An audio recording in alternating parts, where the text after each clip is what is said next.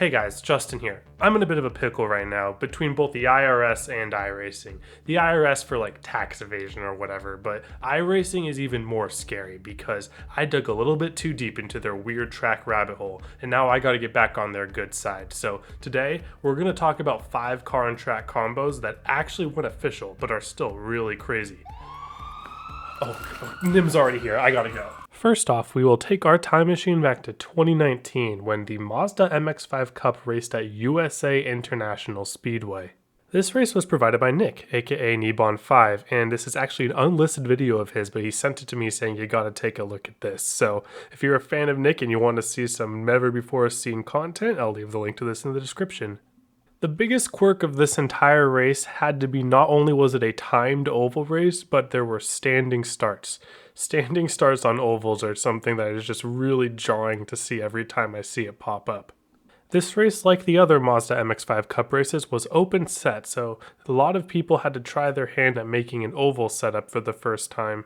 Another funny thing that this race provided is brake lights at an oval race. Yeah, us oval guys, we're just used to staring at stickers for people's braking points, but in this race you actually get to see when people exactly get on the brakes for the corners, which is a luxury that every normal oval racer just doesn't know. So did this race look good and does it deserve to come back? Maybe. From just watching the race, I don't know what it provides that a street stock or another similar car wouldn't provide, and I doubt it would be popular in the current iteration of the Mazda MX-5 Cup. Alright, I gotta get out of the country. There's just too much heat on me. I can't take it anymore. You'll never know my whereabouts for the rest of my days. But if you want to send fan mail, you can send it to Santiago, Chile at the address... Oh crap, it's Nim. No, wait, no! Next up, we're heading to my neck of the woods, aka the ARCA car. For the ARCA series on iRacing, every season there is a community effort that is made to make the schedule, and the results can come with some unconventional ideas. One of those was to add Twin Ring West to the schedule for Season 3 of 2022. The reasoning behind this was that Twin Ring Oval was used for the previous season schedule, and adding the Twin Ring West configuration to the next season schedule allowed a road course to be used that nobody who competed in the previous season in full had to pay for. Now, why was Twin Ring West used instead of the Twin Ring East or the full road course? Your guess is as good as mine, but the result of this was one of the most interesting and odd driving experiences in any official capacity on iRacing ever. Twin Ring West is for all intents and purposes a right-hand turning oval with a chicane at the end of it, and the driving is really as odd as it sounds. Turns 1 and 2 actually require different brake bias than 3 and 4 for optimal driving, but I just couldn't get used to that, so I kinda kept it in the middle. Turns 1 and 2 were more like a flowing oval corner just without the banking, whereas you had a heavy braking zone to make the chicane, and then your final set of corners before the front stretch was another sort of Indianapolis right-hand turning feel, just a 90-degree turn.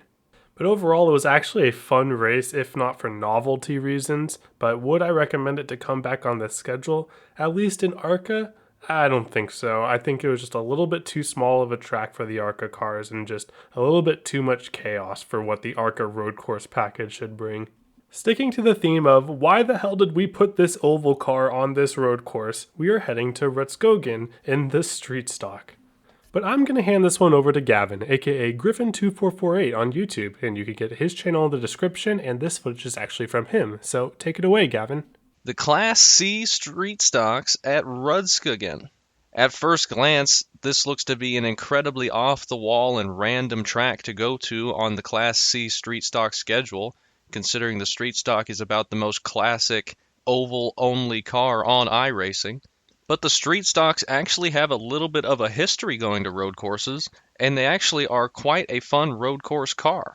Just like on the ovals, they are pretty forgiving, and you can catch slides easily until the tires get way overheated, which ended up happening very quickly after the race started with how much elevation change Rudskogen has and the different kinds of banking between the different corners. So all that sliding ended up leading to a bunch of contact, kind of the same sort of stuff you would see on the ovals with the street stocks. And the shifting on this car is so incredibly difficult that running auto blip was almost a necessity to be able to complete the race. But overall, I think it was a very fun and unique combo, one that iRacing wanted to try as Rudskogen had just come out as free content.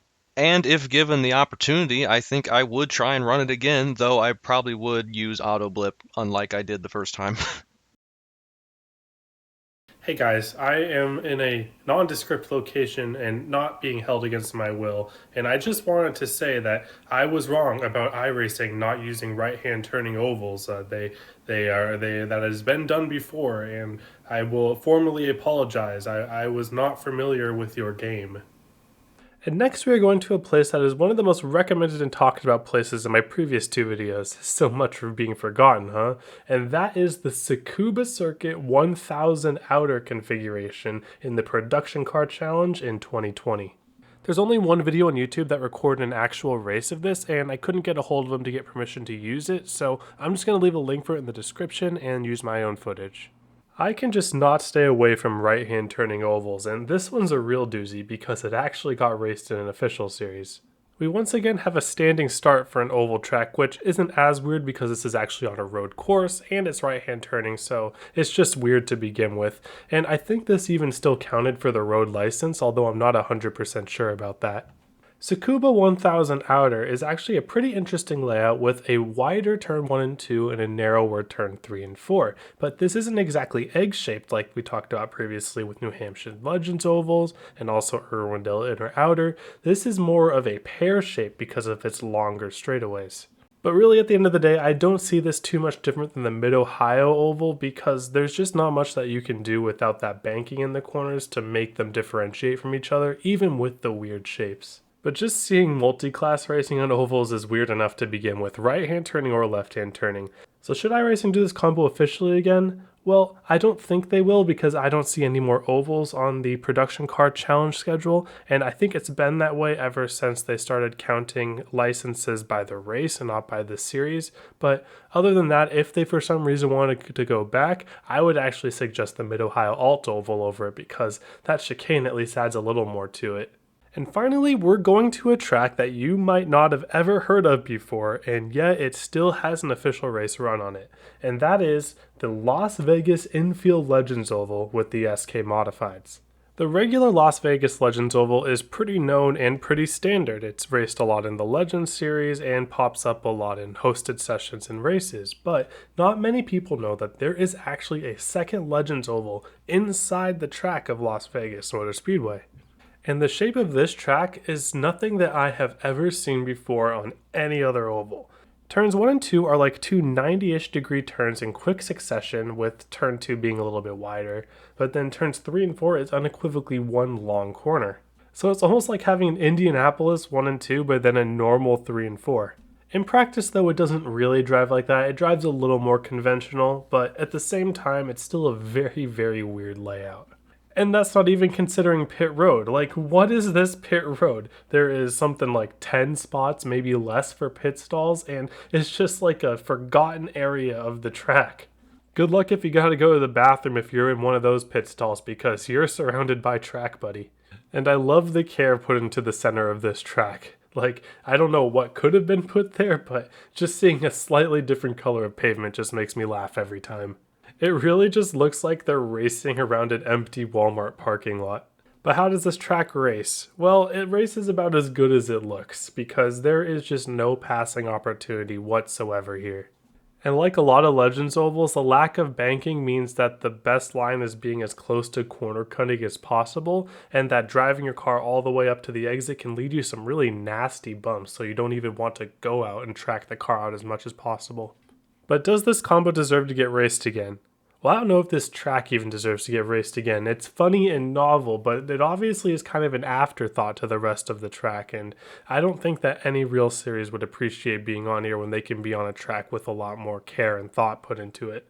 So maybe iRacing does try some cool and wacky things from time to time, and I think by showcasing these combos, I've finally gotten back in the good graces of iRacing, but I can't help but think I forgot about something.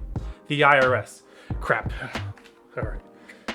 Time to go tell the IRS that DJ Yee-J moved to Chile. I hope you all have a wonderful day, and I hope to see you all on the pista.